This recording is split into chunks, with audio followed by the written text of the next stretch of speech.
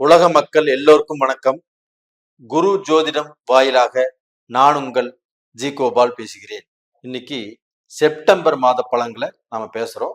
அதுவுமே விருச்சக ராசிக்காரங்களுக்கு எப்படி இருக்க போயிருது அப்படிங்கிறது இந்த வீடியோல தெளிவா சொல்றோம். அந்த செப்டம்பர் மாதத்துல இந்த கிரக அடைவுகள் எப்படி இருக்கும், எப்படி இருக்குது அப்படிங்கிறது இப்ப தெரிஞ்சுக்கோங்க. ரிஷபத்துல குரு பகவான், மிதுனத்துல செவ்வாய் பகவான், சிம்மத்துல சூரிய பகவான் புதன் பகவான், கன்னியில சுக்கிர பகவான் கேது பகவான், சனி பகவான் ஆகப்பட்டது வக்ரம் கும்பத்துல, மீனத்துல ராகு பகவான். இதுதான் இந்த மாத கிரக அடைவுகள். அப்போ ஒவ்வொருத்தருமே தன்னுடைய வாழ்க்கையில நல்லா இருக்கணுங்கிறத எல்லாத்துக்கும் ஆசை. அப்போ நமக்கு இந்த நாள் எப்படி இருக்கும், இந்த வாரம் எப்படி இருக்கும், இந்த மாசம் எப்படி இருக்கும், இந்த வருஷம் எப்படி இருக்கும் அப்படிங்கிற கனவுகள் இருக்கும். அதுக்கோசரம் தான் நம்மளுடைய ராசி எப்படி இருக்குது அப்படின்னு நம்ம டிவியில பார்க்குறோம், யூடியூப்ல பார்க்குறோம். அப்ப இந்த வருஷத்துல நம்மளுக்கு மாற்றங்கள் வருமா, இல்லை இந்த மாசத்துல மாற்றங்கள் வருமா, இல்லை இந்த நாள் நம்மளுக்கு ஏதாவது ஒரு மாற்றத்தை கொடுக்குமா அப்படிங்கிற எதிர்பார்ப்போட தான் நம்ம பார்த்துட்டு இருக்கிறோம். அந்த எதிர்பார்ப்புடைய அமைப்புல தான் இப்ப இந்த செப்டம்பர் மாத பலன்கள். அப்ப இந்த செப்டம்பர் மாத பலன்களாகப்பட்டது நம்மளுக்கு வேலை கிடைக்குமா, நம்மளுக்கு திருமணம் ஆகுமா, நம்மளுடைய வாழ்க்கையில நம்ம எவ்வளவு கஷ்டப்பட்டு இருக்கிறோம் அந்த கஷ்டங்கள் தீருமா, மாறுமா, நம்ம வெளிநாடு போவோமா, சம்பாதிப்புமா, நம்ம இப்போ இன்டர்வியூ போயிருக்கிறோம் இந்த வேலை கிடைக்குமா, இப்படிங்கிற எதிர்பார்ப்போட தான் இருக்கிறோம். அந்த எதிர்பார்ப்புக்கு இந்த செப்டம்பர் மாத பலன்கள் உங்களுக்கு பதில் சொல்லும். அப்போ உங்களுடைய ராசி அதிபதி யாருன்னா செவ்வாய் பகவான் தான். விருச்சக ராசியுடைய அதிபதி செவ்வாய் பகவான் தான். அந்த செவ்வாய் பகவான் ஆப்பட்டது உங்களுடைய ராசிக்கு 8ஆம் இடத்துல இருக்கிறாரு. அது போக பார்த்தீங்கன்னா உங்களுக்கு தொழில் காரகன் அப்படின்னு எடுத்துட்டோம்னா உங்களுக்கு 10ஆம் இடத்து அதிபதி. அப்ப அந்த 10ஆம் இடத்து அதிபதி யாருன்னா சூரிய பகவான். அந்த சூரிய பகவான் அந்த 10ஆம் இடத்திலேயே ஆட்சி பெற்றிருக்கிறார். அந்த 10ஆம் இடத்து அதிபதி நம்மளுக்கு எப்பவுமே ஸ்ட்ராங்கா இருக்கணும். அப்படி இருந்தால் மட்டும்தான் நம்மளுக்கு ஒரு தொழில் செய்யறோம், ஒரு வியாபாரம் செய்யறோம், ஒரு வேலைக்கு போறோம், பணங்காசு சம்பாதிக்கிறோம், அதன் மூலியமாக நம்ம நல்ல நிலைமைக்கு வர்றோம், நம்முடைய தகுதி தரம் அந்தஸ்தை நம்ம உயர்த்திக்கிறோம். அப்போ அந்த 10ஆம் இடம் என்பது தொழில் ஸ்தானம். அந்த தொழில் ஸ்தானத்துக்குரிய கிரகம் ஸ்ட்ராங்கா இருக்கணும். அப்போ உங்களுக்கு அந்த 10ஆம் இடத்து அதிபதி சூரிய பகவான் ஆட்சியாக இருக்கிறாங்க. அப்ப விருச்சக ராசிக்காரங்களுக்கு இது ஒண்ணு போதும். இது போக 11ஆம் இடம் என்பது லாபஸ்தானம்.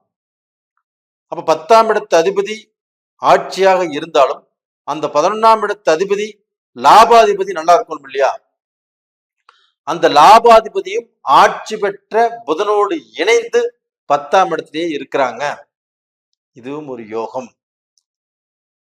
அது போக 23ஆம் தேதி அந்த 11ஆம் இடத்து அதிபதியாகப்பட்டது 10ஆம் இடத்திலிருந்து பெயர்ச்சியாகி 11ஆம் இடத்துக்கு போறாங்க, ஆட்சி பிளஸ் உச்சமாக. இதுவும் நல்ல விஷயம். உங்களுக்கு தனாதிபதி, உங்களுக்கு பஞ்சமாதிபதி அந்த குரு பகவான். அந்த குரு பகவானும் உங்களுடைய ராசிக்கு 7ஆம் இடத்துல இருக்கிறாங்க. அந்த 7ஆம் இடத்துல இருந்து உங்க ராசியவே 7ஆம் பார்வையாக பார்க்கிறார்கள். அப்ப பாருங்க, விருச்சிக ராசிக்கு எந்த மாதிரியான ஒரு சிறப்பு இந்த மாதத்தில். உங்களுக்கு 10ஆம் இடத்து அதிபதி ஆட்சி, 11ஆம் இடத்து அதிபதியுமே 10ஆம் இடத்து அதிபதியோடு இருக்கிறாங்க. மீண்டும் 11ஆம் இடத்துக்கு பெயர்ச்சியை வர்றாங்க. ரெண்டாவது பார்த்தீங்கன்னா உங்களுக்கு 2ஆம் இடத்து அதிபதியும் 5ஆம் இடத்து அதிபதியுமான பஞ்சமாதிபதி 7ஆம் இடத்திலிருந்து உங்க ராசியவே பார்க்கறாங்க. அப்ப இது எல்லாமே விருச்சிக ராசிக்காரங்களுக்கு பிளஸ் பிளஸ் பிளஸ். இது மட்டும் இல்ல, அந்த குரு பகவான் ஆப்பட்டது 7ஆம் இடத்துல இருந்து விருச்சிக ராசிக்கு 11ஆம் இடமான கன்னி ராசியை அந்த குரு பகவான் பார்க்கறாங்க. அந்த கன்னி ராசியில சூரியன் இருக்கிறாங்க, சுக்கிரன் இருக்கிறாங்க, கேது இருக்கிறாங்க, புதனும் இருக்கிறாங்க. இத்தனை கிரகத்தையும் அந்த குரு பகவானுடைய பார்வைப்படுது. அப்ப அந்த குரு பகவானுடைய பார்வை பட்டாலே எப்பேற்பட்ட தோஷமாக இருந்தாலும் தீரும், விலகும், கோடி புண்ணியம் கண்டிப்பாக கிடைக்கும். இப்ப விருச்சக ராசிக்காரங்களுக்கு இந்த மாதம் எந்த பக்கம் திரும்பினாலும் உங்களுக்கு யோகம்தான். அப்போ உங்களுக்கு வந்து தொழில்ல நீங்க ரொம்ப நாளா தொழில் செய்யணும்னு நினைச்சிட்டு இருக்கிறீங்க, வேலையை விட்டுட்டு நம்ம ஏதாவது தொழில் செய்யணும்னு நினைச்சிட்டு இருக்கிறீங்க, அதற்கு இந்த மாதம் ரொம்ப சிறப்பான மாதம்.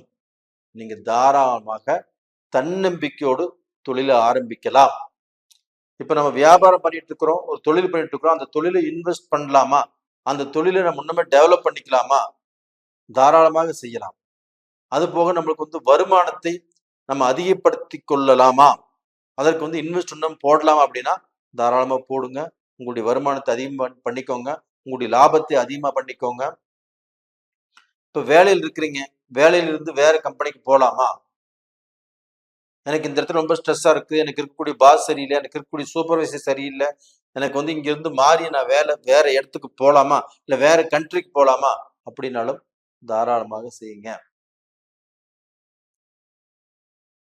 ரெண்டாவது பாத்தீங்கன்னா, உங்களுக்கு வந்து பாத்தீங்கன்னா இப்ப மனசுக்கு என்ன படுதோ, நீங்க என்ன நினைக்கிறீங்களோ அதை செய்து அதை சக்சஸ் பண்ணி கொள்ளக்கூடிய அளவுக்கு இந்த மாதத்துல அனைத்து கிரகங்களும் உங்களுக்கு சாதகமாக இருக்கிறது. ஆனா வந்து நீங்க வந்து இப்ப உங்களுக்கு ராசி அதிபதி 8ஆம் இடத்துல இருக்கிறதுனால நீங்க வெளிநாடு போகலாம், வெளிநாட்டுல வேலை வாய்ப்பு தேடி போனாலும் போகலாம், வெளிநாட்டுல சிட்டிசன் ஆகும்னு நினைச்சாலும் சிட்டிசன் ஆகலாம், வெளிநாட்டுல இருந்து கஷ்டப்பட்டவங்க ஒரு நல்ல நிலைமைக்கு வரக்கூடிய வாய்ப்புகள் உருவாகும். அது போக பாத்தீங்கன்னா உங்களுக்கு கண்டம், இல்லைன்னா வந்து வாழ்க்கையில சோதனைகள், இல்ல கடன் பிரச்சனால அவதிப்படுவது, இது எல்லாமே கண்டிப்பா வராது. அதே சமயத்துல உங்களுக்கு அந்த குரு பகவான் ஆகப்பட்டது தனது 9ஆம் பார்வையாக உங்களுடைய ராசிக்கு 3ஆம் இடத்தை பார்க்கறதுனால உங்களுடைய முயற்சிகள் திருவினையாகும். நீங்க என்ன முயற்சி பண்றீங்களோ அது கண்டிப்பாக நடக்கும். அப்ப அந்த முயற்சியை நீங்க வந்து பார்க்க போன நடைமுறைக்கு கொண்டு வருவீங்க. அப்படி நடைமுறைக்கு கொண்டு வந்து உங்களுடைய வாழ்க்கையில உங்களுடைய ஸ்டேட்டஸை நல்லா உயர்த்திக்குவீங்க. அப்போ உங்களுடைய தகுதி, உங்களுடைய தரம், உங்களுடைய அந்தஸ்து எல்லாமே மாறக்கூடிய காலம்தான் இந்த செப்டம்பர் மாதம். அப்ப இந்த மாதத்துல நீங்கள் வணங்க வேண்டிய தெய்வம் எதுனா செவ்வாய் பகவானத்தை வணங்கணும். அந்த செவ்வாய் பகவானை வணங்கி பாருங்கள். திருச்செந்தூர் முருகர் கோயிலுக்கு போயிட்டு வாங்க. அது போக அந்த குரு பகவானையும் வணங்கி வாங்க. கண்டிப்பா நல்லா இருப்பீங்க. படிக்கக்கூடிய மாணவர்களுக்கு அவங்க படிப்பு நல்லா இருக்கும், எஜுகேஷன் நல்லா வரும், அவங்க நினைச்ச இடத்துல சேரலாம். படிச்சு முடிச்சுட்டு வேலையை எதிர்பார்க்குறீங்களா, வேலையும் கண்டிப்பாக நீங்கள் விரும்பிய இடத்தில் கண்டிப்பாக கிடைக்கும். ஃபாரின்ல வந்து எனக்கு வேலை கிடைக்கணும், நான் ஃபாரின் போகணும், ஒருத்தர் நம்பி இருக்கிறேன், அது நடக்குமா, கண்டிப்பாக நடக்கும். இல்லை வெளிநாட்டுக்கு நான் அப்ளை பண்ணியிருக்கிறேன், அது நல்ல செய்தி வருமானா, இந்த பீரியட்ல அருமையான செய்தி வரும். அப்போ டோட்டலா பார்த்தீங்கன்னா விருச்சக ராசிக்காரங்களுக்கு இந்த மாதத்துல நெகட்டிவா சொல்றதுக்கு எந்த பலனுமே இல்லை. நல்லா இருக்குது, தைரியமாக இருங்க, தன்னம்பிக்கையோடு இருங்க, கண்டிப்பா நல்லா இருப்பீங்க. நேயர்களே, இந்த பதிவு பிடிச்சிருக்குது அப்படின்னா லைக் பண்ணுங்க, சப்ஸ்கிரைப் பண்ணுங்க, ஆல் அப்படிங்கிற பெல் பட்டனையும் ப்ரெஸ் பண்ணிக்கோங்க.